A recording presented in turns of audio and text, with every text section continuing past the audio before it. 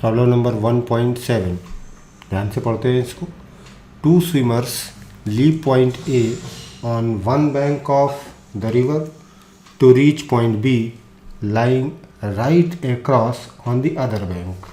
मान लेते हैं कि ये रिवर है हमारी, ये 2 लाइनें ऊपर नीचे दी हुई हैं। पॉइंट ए से मोशन स्टार्ट होता है दोनों स्विमर्स का, और दोनों को finally directly opposite point B पर पहुंचना है। कहा जा रहा है one of them crosses the river along the straight line A B. तो एक स्विमर है जो कि सीधे ए से बी की तरफ जा रहा है, ऐसे ये।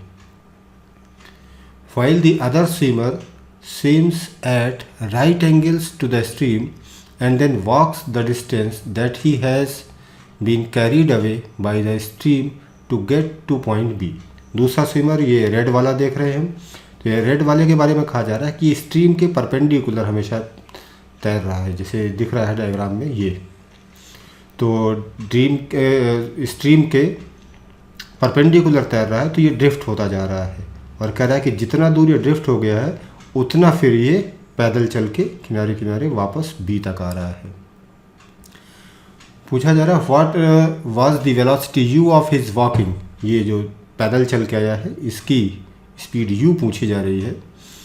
What was the velocity u of his walking if both swimmers reach the destination simultaneously. The stream velocity v naught and the velocity v prime of each swimmer with respect to water दी हुई है हमें। अब ये जो relative motion के problems होते हैं इनमें एकमात्र फार्मूला, जैसे कि पिछले प्रॉब्लम में भी बताया गया, यूज़ होता है वो velocity of particle as seen from S frame is equal to velocity of particle as seen from S dash frame plus velocity of S dash frame with respect to S frame. ये use होता है।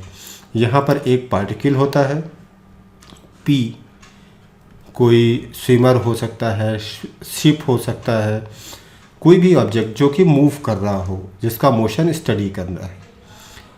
S frame generally ground होता है। S dash frame कोई भी moving frame हो सकता है, जैसे कि रिवर है या कोई बोट हुई या विंड हुई। तो पी को हम कहेंगे कि दिस इज पार्टिकल, इस केस में स्विमर होगा। एस फ्रेम ग्राउंड है, एस डैश फ्रेम जो है वो रिवर है। अब यहाँ पर ये ग्रीन वाले के बारे में कहा जा रहा है कि ए से बी तक सीधे गया है। दैट मीन्स इसका ग्राउंड के रिस्पेक्ट में जो वेलोसिटी है वो सीधे है। तो ग्राउंड के रिस्पेक्ट में जो वेलोसिटी है ये velocity of particle as seen from S frame, और ये कैसे आ रही है, velocity of particle as seen from S dash frame. That means velocity of swimmer with respect to river, और इसमें हमें ऐड करना है velocity of S dash frame with respect to S frame. That means add जो इसमें करना है वो velocity of river with respect to ground. तो अगर ये ग्रीन वाले को एकदम सीधा जाना है, ग्राउंड के रिस्पेक्ट में इसका वेलोसिटी एकदम सीधा नजर आए ए से बी की तरफ, तो कुछ इस तरह से ये वाला ग्राउंड के रिस्पेक्ट में ग्रीन वाला वेलोसिटी नज़र आनी चाहिए स्विमर की। तो जाहिर सी बात है इसको अपनी रिवर के रिस्पेक्ट वाली वेलोसिटी कुछ इस एंगल पर ऐसा टेढ़ा रखना पड़ेगा, ताकि इसमें जब रिवर वाली वेलोसिटी ऐड हो तो ये वेक्टर सीधा हो जाए। यहाँ पर ध्यान देने की बात है कि जो स्विमर के हाथ में है वो सिर्फ इस वेलोसिटी का डायरेक्शन है, ये इसका डायरेक्शन चेंज कर सकता है वो। ये जो वी नॉट वेलोसिटी है ये रिवर की, ये चेंज नहीं हो सकती, ये स्विमर के हाथ में नहीं है। तो फिर स्विमर को अगर सीधे ए से बी जाना है तो अपना वेलोसिटी वेक्टर ये इसको कुछ इस डायरेक्शन में रखेगा, ताकि रिवर वाला वेलोसिटी जब इसमें ऐड हो तो सीधा वेक्टर ए से बी की तरफ आ जाए। अब इसमें स्विमर ए से बी तक जा रहा है, तो ये जो v1 की वेलोसिटी है इसका मैग्नीट्यूड कितना होगा, under root V prime square minus V not square. मान लेते हैं रिवर का लेंथ कुछ, रिवर का जो वेट है सॉरी वो एल है। तो स्विमर जो ग्रीन वाला है इसको ए से बी जाने में टाइम कितना लगा, T A B this is equal to length river का L अपॉन इसका जो वेलोसिटी आया ग्राउंड से देखने पर ए बी की डायरेक्शन में, this is under root V prime square minus V not square. ये ग्रीन वाले स्विमर को ए से बी जाने में लगा। अब ये रेड वाले स्विमर के बारे में कहा जा रहा है कि ये हमेशा रिवर के परपेंडिकुलर ही ऐसे ये अपना वेलोसिटी वेक्टर रखे हुए है। तो ये रेड वाला अपना जो वेलोसिटी रखे हुए है वो रिवर के रिस्पेक्ट में हमेशा इस डायरेक्शन में। अब ग्राउंड के रिस्पेक्ट में इसकी जो वेलोसिटी मिलेगी हमें वो इस वेलोसिटी में ये वी नॉट रिवर की वेलोसिटी ऐड करके मिलेगी। तो जो स्विमर रेड वाला जा रहा है वो नेट इस वेलोसिटी से जा रहा है विद रिस्पेक्ट टू ग्राउंड। तो रेड वाले स्विमर की विद रिस्पेक्ट टू ग्राउंड जो वेलोसिटी है वो ये है। अब इसी वेलोसिटी का जो रिवर को क्रॉस करने वाला कंपोनेंट है वो ये वी प्राइम है और जो ड्रिफ्ट करने वाला कंपोनेंट है वो ये वी नॉट है। तो अब हम देखें कि रेड वाले स्विमर को रिवर क्रॉस करने में जो टाइम लगेगा वो दिस लेंथ L और किस वेलोसिटी से वो क्रॉस कर रहा है v प्राइम से। तो हम कहेंगे कि TAC दैट मीन्स रेड वाले स्विमर को रिवर क्रॉस करने में जो टाइम लगा है वो है L अपॉन v प्राइम। लेकिन इतनी देर तक L upon v prime time तक जो रेड वाला स्विमर है वो v नॉट की इस वेलोसिटी से रिवर के अलोंग ड्रिफ्ट होता रहा। तो ये जो लेंथ BC आएगी हमारी वो हो जाएगी किस वेलोसिटी से ड्रिफ्ट कर रहा है वो v नॉट से। और कितनी देर तक ड्रिफ्ट किया L by v prime time तक ये। तो अब ये C से B तक रेड वाले स्विमर को चल के आना है। तो अब ये आ रहा है कुछ u की स्पीड से। तो हम कहेंगे कि टाइम C टू B जो लगेगा वो this distance BC upon u हो जाएगा।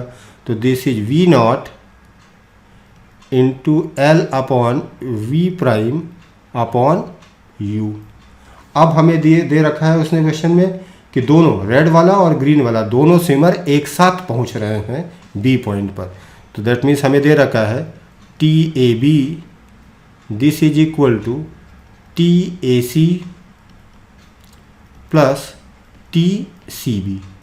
तो दिस इम्प्लाइज TAB है हमारा L upon under root V prime square V dash या prime square minus V naught square. This is equal to TAC आया हमारा L upon V prime plus TCB है V naught into L upon V prime this whole divided by U। अब इसमें हम देखें तो एकमात्र जो अननोन हम लोगों ने अपनी तरफ से इंट्रोड्यूस कर रखा था रिवर का विड्थ L वो ये कैंसिल हो जा रहा है। अब इस पूरी इक्वेशन में एकमात्र अननोन जो है वो U है जो आराम से सॉल्व करके मालूम किया जा सकता है। नेक्स्ट प्रॉब्लम देखते हैं, प्रॉब्लम नंबर 1.8। इसको भी ध्यान से पढ़ते हैं। Two boats A and B move away from a buoy anchored at the middle of a river along the mutually perpendicular straight lines। ये कोई बुआई है, ये एंकर्ड है, फिक्स है रिवर में। और कहा जा रहा है कि दो बोट्स हैं A और B move away from the buoy anchored at the middle of the river along the mutually perpendicular straight lines। तो मान लेते हैं कि जो A वाला बोट है वो कुछ इस डायरेक्शन में गया ये, और B वाला बोट इसके परपेंडिकुलर डायरेक्शन में इधर की तरफ ये गया। The boat A along the river and the boat B crosses the river. Boat A along the river गया है और बोट B ऐसे परपेंडिकुलर A के। And the boat B crosses the river having moved of an equal distance from the buoy. That means जितनी दूर ये A गया है उतनी ही दूर ये B गया है। तो मान लेते हैं जो इक्वल डिस्टेंस है वो कुछ L है यहाँ पर, दिस इज L। ए भी एल दूरी गया है और ये बी भी एल दूरी ही गया है यहाँ।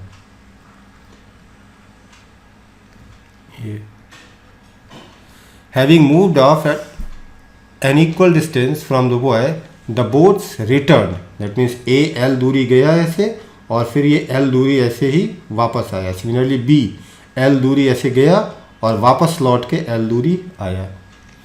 Having moved off an equal distance from the boy, the boats returned. Find the ratio of times of motion of boats tau A upon tau B if the velocity of each boat with respect to water is eta times greater than the stream velocity. तो यहाँ पर हम मान लेते हैं कि let velocity of river is equal to u and velocity of velocity of boats with respect to river, ये eta times है तो this is eta times you हो जाएगा। अब जैसा कि पिछली प्रॉब्लम में था, ग्राउंड से देखने पे जो वेलोसिटी है, velocity of particle as seen from S frame, कैसे मिलेगी? Velocity of particle as seen from S dash frame plus velocity of S dash frame with respect to S frame. तो यहाँ पर ये ए वाली बोट जब इधर जा रही है तो जाते समय इसकी जो वेलोसिटी होगी वो ईटा यू प्लस यू होगी, क्योंकि ईटा यू है रिवर के रिस्पेक्ट में प्लस इसमें ऐड होगा रिवर की वेलोसिटी ये, तो जाते समय इसकी velocity eta you plus you और वापस आते समय इसकी जो वेलोसिटी होगी वो ईटा यू माइनस यू होगी। तो जो टाउ ए होगा, टाउ ए को जाने में कितना टाइम लगा? L upon this you times eta plus 1 और आने में जो टाइम लगा that is L upon you times eta minus 1, ये टाउ ए हो गया। अब बी को सीधे परपेंडिकुलर ऐसे जाना है ये, तो बी को अगर विद रिस्पेक्ट टू ग्राउंड सीधा जाना है तो निश्चित रूप से बी को अपनी जो वेलोसिटी रखनी पड़ेगी वो किसी इस एंगल पर, ये जैसा कि पिछले प्रॉब्लम में था। क्यों? क्योंकि इसमें जब u ऐड होगा ये तब ये वेलोसिटी वेक्टर ऐसे स्ट्रेट आएगा। तो ये eta u velocity of boat B with respect to river, इसमें ये रिवर की वेलोसिटी u ऐड होगी वेक्टोरियली, तो हमें ये ग्राउंड से वेलोसिटी मिलेगी। ये कितनी मिल जाएगी? u under root eta square minus 1। Similarly जितना वेलोसिटी ये जाने में है आने में भी एग्जैक्टली उतनी ही वेलोसिटी होगी। क्यों? क्योंकि आने में बी को अपनी वेलोसिटी रिवर के रिस्पेक्ट फिर इधर ये किसी एंगल पर रखनी पड़ेगी ताकि इसमें जब रिवर की वेलोसिटी ऐड हो तो ग्राउंड के रिस्पेक्ट में बी की वेलोसिटी इस डायरेक्शन में हमें मिल जाए। तो हम देख सकते हैं इसमें कि बी को एल डिस्टेंस जाने में जितना टाइम लगेगा बी को वापस आने में भी एग्जैक्टली उतना ही टाइम लगेगा। तो हम कहेंगे कि tau B this is 2 times L upon u under root eta square minus 1। तो ये टाउ ए है हमारे पास और ये टाउ बी है। डिवाइड कर देंगे तो जो एल हम लोगों ने अपनी तरफ से इंट्रोड्यूस किया है और यू जो अपनी तरफ से इंट्रोड्यूस किया है वो कैंसिल हो जाएंगे और टाउ ए और टाउ बी हमें सिंपली ईटा के टर्म में मिल जाएगा आंसर। नेक्स्ट प्रॉब्लम देखते हैं। Problem number 1.9। A boat moves relative to water with a velocity which is eta times less than the river flow velocity। तो हम मान लेते हैं कि let river flow velocity is equal to u। तो अब हमसे कह रहा है कि जो बोट का वेलोसिटी है वो ईटा टाइम्स लेस है इससे, तो velocity of boat with respect to river this is equal to u upon ईटा हो जाएगी। हमसे कह रहा है कि पूछ रहा है at what angle to the stream direction must the boat move to minimize drifting. अब यहाँ पर भी हमें देखना है पिछली बार की तरह कि जो वेलोसिटी बोट का विद रिस्पेक्ट टू रिवर है ये, इसमें जब रिवर का वेलोसिटी ऐड होगा तो हमें एक ग्राउंड के रिस्पेक्ट में वेलोसिटी मिल जाएगा। सेम वही formula, velocity of particle as seen from S frame is equal to velocity of particle as seen from S dash frame plus velocity of S dash frame with respect to S frame. ये तो मान लेते हैं कि जो boat है वो किसी इस एंगल थीटा पर ये विद रिस्पेक्ट टू रिवर ऐसे मूव कर रही है, इसमें रिवर की वेलोसिटी ऐड हुई तो with respect to ground velocity ये मिल गई। अब हमें सिर्फ इस पर फोकस करना है, with respect to ground velocity ये है, इस वेलोसिटी से ये जा रहा है। अब हम देखें कि इस वेलोसिटी का ये जो परपेंडिकुलर वाला कंपोनेंट है कितना होगा, ये u by eta sine theta, ये वाला कंपोनेंट, ये इस कंपोनेंट से ये बोट रिवर को क्रॉस करेगी और इसका ये वाला जो कंपोनेंट है ये कितना होगा, u minus u by eta cos theta, इस कंपोनेंट से ये ड्रिफ्ट करेगा। तो जो टाइम लगा क्रॉस करने में, this time t is equal to, let से रिवर का विड्थ l है तो l अपॉन जो रिवर को क्रॉस करने वाली वेलोसिटी है ये, this is u upon eta sine theta. इतने टाइम में ये बोट रिवर के एक किनारे से दूसरे किनारे पहुंची। अब इतनी देर तक ये जो बोट है वो इस वेलोसिटी से रिवर के अलॉन्ग ड्रिफ्ट होती रही। तो हम कहें कि ड्रिफ्ट कितना है भाई, तो drift this is equal to, किस वेलोसिटी से ड्रिफ्ट होती रही, दिस ये वाला वेक्टर, तो ये कितना है, ये पूरे वेक्टर u में से इस u बाई ईटा का कॉस थीटा वाला कंपोनेंट सब्ट्रैक्ट कर देंगे तो drift is equal to u minus u by eta cos theta this multiplied by, ये स्पीड हो गई जिस स्पीड से ड्रिफ्ट कर रहा है, और सिंपली इसमें टाइम मल्टीप्लाई कर देना है, दूरी बराबर सिंपली जो हिंदी में हम लोग पढ़ते हैं चाल गुणे समय। तो समय कितना लगा, l upon you by eta sine theta. तो हम देखते हैं कि यहाँ पर ड्रिफ्ट हमें इस थीटा का फंक्शन मिल गया है। अब हमें कहा जा रहा है कि ड्रिफ्ट जो होना चाहिए वो मिनिमम होना चाहिए, तो हम कहें कि to minimize the drift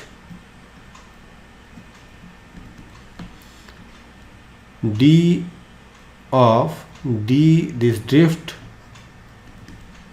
of D theta must be equal to 0। That means इस ड्रिफ्ट को हम थीटा के रिस्पेक्ट में डिफरेंशिएट कर दें और उसको 0 कर दें, तो थीटा की जो वैल्यू मिल जाएगी उस एंगल पर इसको विद रिस्पेक्ट टू रिवर अपनी डायरेक्शन रखनी चाहिए अगर इसको अपना ड्रिफ्ट मिनिमाइज करना है।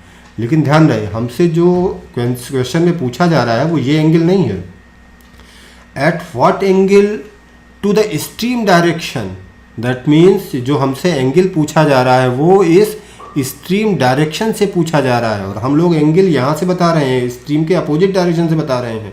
तो जो फाइनल आंसर होगा हमारा this is pi minus theta, इससे जो भी आता है।